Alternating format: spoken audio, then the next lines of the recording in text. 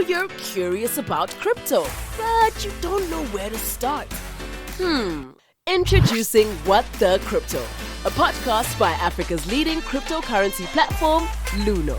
We simplify cryptocurrency, taking you from zero to crypto. Investing in cryptocurrency is not regulated in South Africa and may result in the loss of capital as the value can fluctuate. Views and opinions shared on this podcast are that of the guests and not of Luno. Any material or information on this podcast does not constitute as financial advice. Bitcoin at your fingertips. Download the Luno app or go to luno.com. What the Crypto, a brand new podcast by Luno, Africa's leading cryptocurrency platform. My name is DJ at Large, and thank you so much for pressing play on this brand new podcast. So I've been interested in cryptocurrency for many years, but to this day I've met very few people who can explain what cryptocurrency is in simple and plain English. Everybody makes it so complicated. You almost need a PhD in crypto to understand some of the language. So Luno created this fun podcast to simplify cryptocurrency, to remove the jargon, the complications, to take the ordinary person on a journey to understanding cryptocurrency. And our first guest on What the Crypto is Jeff Denning. He is the support engineering lead at Luno, and he is based in Cape Town. So we are chatting remotely. We have matching beards, but his one looks so much better than mine. Jeff, welcome to What the Crypto, brother. How's it going, man? Good to be here, dude. How do you keep that beard looking so good, man? Need some tips. Lots of combing.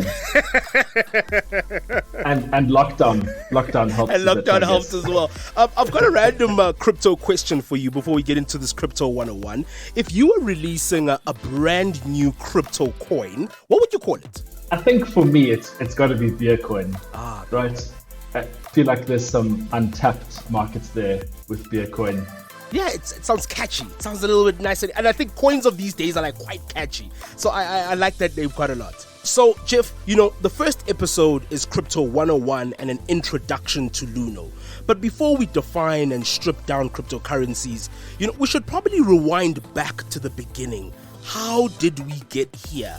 And Jeff, perhaps you can give us a brief history of money and how cryptocurrency came about. It almost feels like it just landed and like we don't know where it came from. But I think we need to get a little bit of some schooling from you. Sure, yeah, where to start? I mean, I think to really understand the uses of crypto and why it's good and awesome and everything is to actually take a look at kind of how money works very briefly and how that's been around and the mistakes and kind of stumbling blocks that we've gone through with, in inverted commas, the old financial system, right? How we like to think of it at Luno.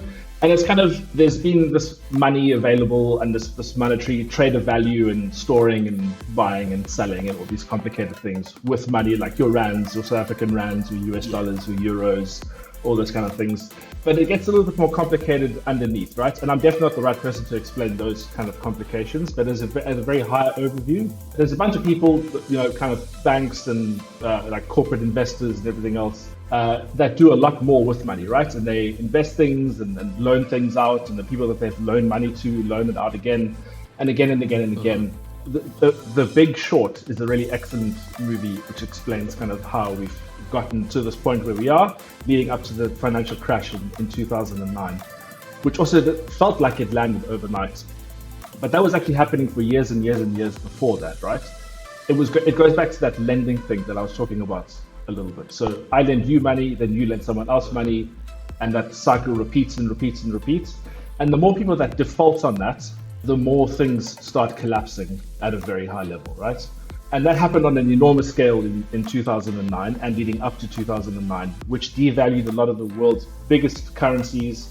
The housing market in the US completely tanked. And it just involved a lot of inflation. So your 10 Rand note was worth less yesterday or tomorrow than it was worth yesterday, right? It's not a great system, and it's not the first time it's happened, and it probably isn't the last time that this financial crash has happened again, because we seem to make the same mistakes over and over and over again.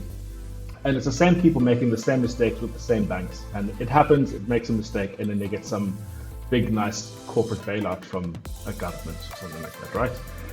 So I think the internet has kind of enabled this decentralized way, and it's kind of like for the people, by the people. We want to take control and we want to sort out our own money. And a way to do that was to launch cryptocurrency, to launch Bitcoin, which was the first one in 2009. And I think that's kind of how it happened. And it rules out a lot of, like, the mistakes that have been made before and will be made again are mostly impossible on Bitcoin.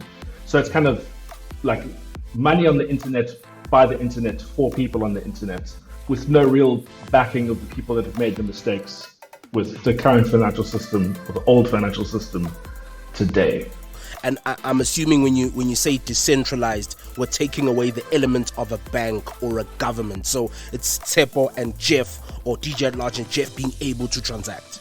The 0.002 Bitcoin that you paid me for lunch or something, hypothetically, is still going to remain that same value now, in 10 years, in 20 years, in 100 years. And there's no one that can take it away.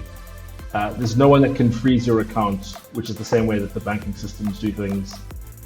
And the barriers to entry are essentially non-existent. Anybody can go and click a button and then have access to Bitcoin, which is definitely not the same that can be said about current banking, right? Regardless of what country you're in. It's really difficult to open a bank account in South Africa, in Europe, in America. Whereas with Bitcoin, anybody can do it right now. And no one is going to stop you from doing that. Yeah. And of course, we're going to obviously be breaking down some of these things. And I think a great place to start, Jeff, is, there seems to be a number of misconceptions around cryptocurrency in general. And this leads to scams. It leads to people making poor financial decisions. And we need to remove some of these misconceptions from the minds of our listeners by debunking them. When you're engaging with people who are new to cryptocurrency, what are 3 of the most common misconceptions that you come across? Sure, there are a lot more than 3, so I'm going to try and narrow it down to the kind of the top 3 that I've seen personally, and I think that I've seen working at Luno as well. First thing I think, and you touched on it earlier now, was kind of the scamming perspective, right? And I think the one big misconception about crypto or Bitcoin or whatever other cryptocurrencies out there is that it is this magical replacement that if you buy a small fraction of it, you can immediately become rich, which is just if it's too good to be true, it probably is saying. And a lot of the stuff that happens in, like with the current money, like with your rands, still happens in Bitcoin. It's just a different platform for it, right? But because it's new and nobody really understands what it's about properly, they think that they can buy 20 Rand with crypto and then buy a Lamborghini kind of next week Friday with their winnings. And that just simply isn't the case. You can't make money out of anything, right? And that's exactly what Bitcoin is, and it's exactly what crypto is. You can't make more Bitcoin just by kind of waiting around. So that's probably the biggest one. The second one is, I think, a little closely related, is that there's a big misconception that crypto in general is only used by criminals. Whether those are people on weird parts of the internet or in real life, or drug dealers or terrorists, or whatever the horrible bad people do in the world, they only use crypto, right? Because there's no government control, so they have to use crypto because no one is looking. And that's just simply not the case. So it's probably the worst place for criminals and bad people to use cryptocurrency because it's open to everybody to see and can, in some cases, be relatively easily tracked. So it's definitely not the case that it's only used by criminals. A more positive one, moving away from all the death and destruction of the bad people, is probably that how much you can buy. And I'm not sure how much of a misconception this is still today, but I feel like it's gotten better over the years as we've kind of helped educate people and helped educate our customers as well at Luno. And is that you can only buy 1 Bitcoin, which was okay back in the day because it was maybe 500 Rand or 1,000 Rand or 2,000 Rand, but it's almost 1 million Rand today, which is a pretty high barrier to entry for, I would think, a large majority of the population, right? Not everybody has $1 million lying around to buy a whole Bitcoin. So you don't need to buy a whole Bitcoin. You can buy fractions of a Bitcoin. So it's the same way that a Rand is split out into 100 cents. Is it 100 cents or 60 cents? I can never remember. I think it's 100. 100 cents, Yes. right? Yeah, I can't remember the last time I carried around those copper cent coins in my wallet either. But it's the same way as that, right? So instead of buying 1 rand, you can buy half of a rand or a quarter of a rand, 20 cents, whatever. It's not that it can buy you very much, but you can do that with crypto. Up to, I believe it's the 8th decimal point, but I feel like it doesn't matter after 2 or 3, right? So you can buy 0.000001 Bitcoin, which is next to nothing. We're talking fractions of a rand cent here. The lowest denomination there, it's called a Satoshi, and that's how little you can buy. So really anybody in the world can get started. Luno has as low as 10 rand in South Africa. So if you want to try and buy 10 rand and try and sell it for a little bit more than 10 rand. If not, keep it. But yeah, don't have to fork over R1 million to get your first Bitcoin. Yeah, so 3 really good misconceptions that you've debunked, and I think it's a great way to lead us into what exactly is cryptocurrency. This answer can go on for as long as possible and be overcomplicated as possible. I think a lot of people do try and overcomplicate it or try and understand the nitty-gritties of what cryptocurrency is. It is simply money. It is just a transfer of value from you to me, or you to your family, or my to my family. Anything you can do with money, you can do with cryptocurrency. It's just better. The crypto part of the currency is for cryptography, which no one needs to understand, and only I think a select few people do actually understand. You need to do kind of computer science things. I don't understand it, but it's basically, if I write you a note like we did at school, and you have like a cheat sheet, so you can make A1, B2, C3, etc., etc. I can write you a note just with the numbers, and you can decode that note with the numbers, but nobody else can read it because they don't have our cheat sheet.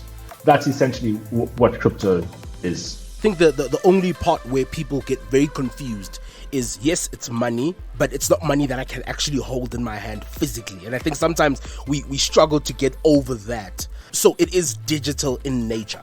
Yes, exactly. The other thing here is that unless you are holding your physical cash, you don't really have physical cash either. If your cash is in the bank, it's probably not your cash either, right? But you can withdraw it and then you can hold it. And for whatever bizarre reason, human beings want to hold those crisp 200 Rand cheetah notes to think that you've got money in your hands, right? And I guess that's nice, but the entire world is digital now, and the internet is here, and it's here to stay. So you may as well have your money on the internet as well, which is what cryptocurrency enables. So I can have a wallet with my 200 Rand worth of Bitcoin in it. I still own that 200 Rand. It just isn't physically there, just like the internet, I guess, in a sense, isn't physically there. Yeah, and when it comes to cryptocurrency, we hear phrases like blockchain.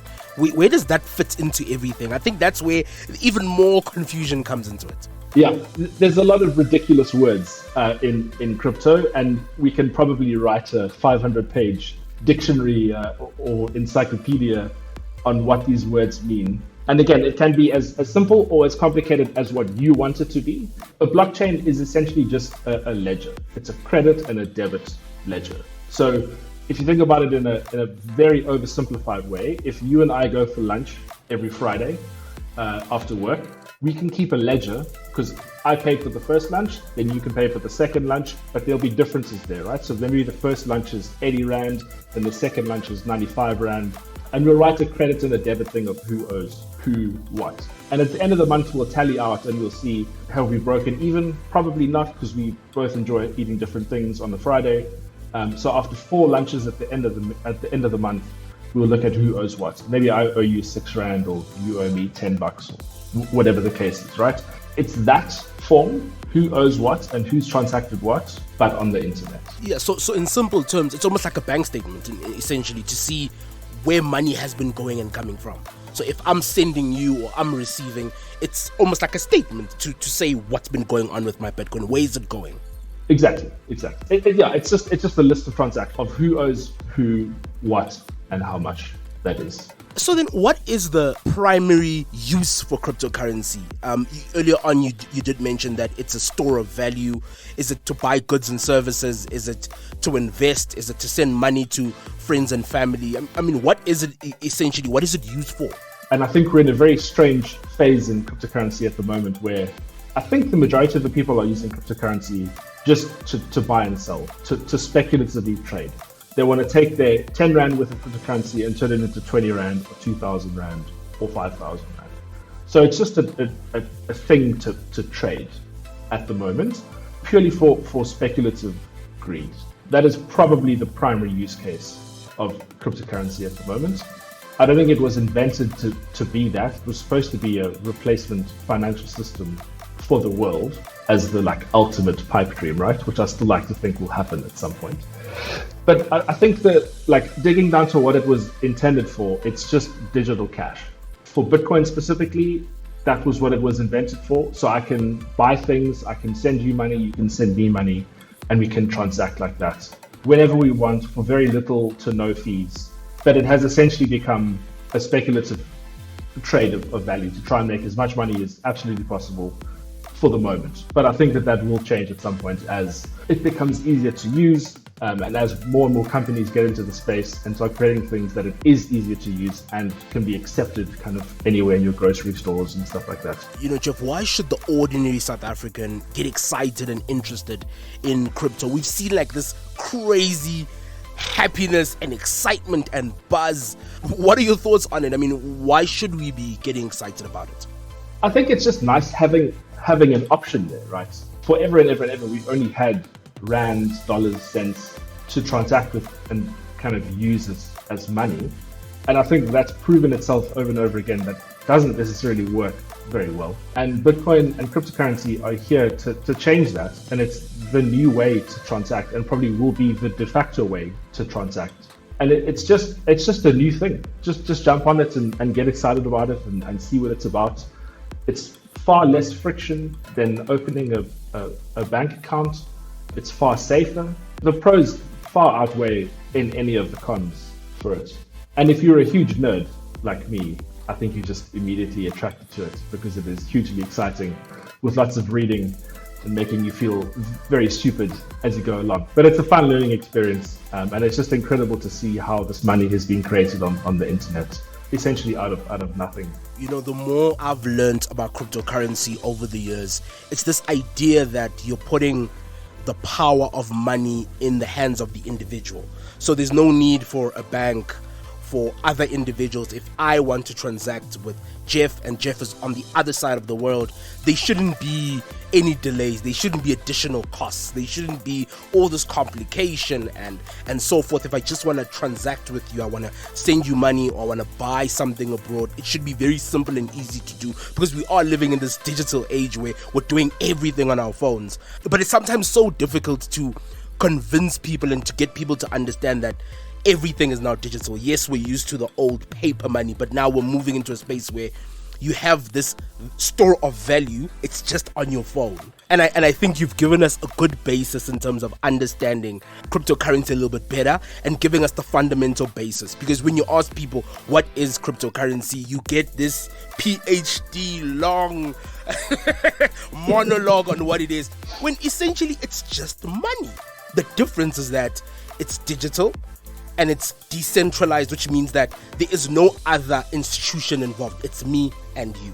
And I think you've made me understand that quite a lot. Out of interest, Jeff, what got you interested in cryptocurrency and ended up getting you at Luno? As I said, I've always been a huge nerd, still am a huge nerd, and I love tinkering with everything computer and technology and kind of internet related. And just being on the internet and looking around at things, I came across this thing called Bitcoin. It was kind of like mid 2011, I think, so quite a while ago. And I was like, okay, well, let's see what it's about. I didn't know anything about it. I wasn't particularly enthusiastic about money either. I was just like, it's just a thing. But then I saw that ways to get Bitcoin was that you could either buy it, which back then the exchanges were few and far between. I think there might have been a handful, or you can mine it, right? And that just involves switching on a computer and having your computer do some tasks to get Bitcoin. And then I was like, but hang on, if I put my computer to work to solve these things, do I get free money basically in return? And I was very confused as to how that worked. So did some digging. And the more I dug, the more I was like, this is quite cool. And then the more I dug into, I think, what were the economics behind it. I'm not an economics person or a financial person. So I was pretty excited about learning about those things. And then how broken the current financial system was. And the more I read about it, the more I got just like trapped down this super, super deep rabbit hole and kept reading and kept trying to understand how it worked and the like technicalities behind it, to the point where I was like, well, I think this is what I want to do. I need to be in this thing at the forefront all the time. And then Luno came about and I was like, well, it's in my backyard. I'm going to have to apply. And then, I started at Luno in 2016, I think. It was, 5 years ago or so. And it's just been a wild journey ever since. Oh man, thank you so much for sharing that. So that brings us to the end of Crypto 101 with Jeff. Investing in cryptocurrency is not regulated in South Africa and may result in the loss of capital as the value can fluctuate. Views and opinions shared on this podcast are that of the guests and not of Luno. Any material or information on this podcast does not constitute as financial advice. From zero to crypto with Luno, your guide to understanding cryptocurrency. Big ups to you for listening. Don't forget to subscribe. We're on YouTube, Spotify, and Apple Podcasts.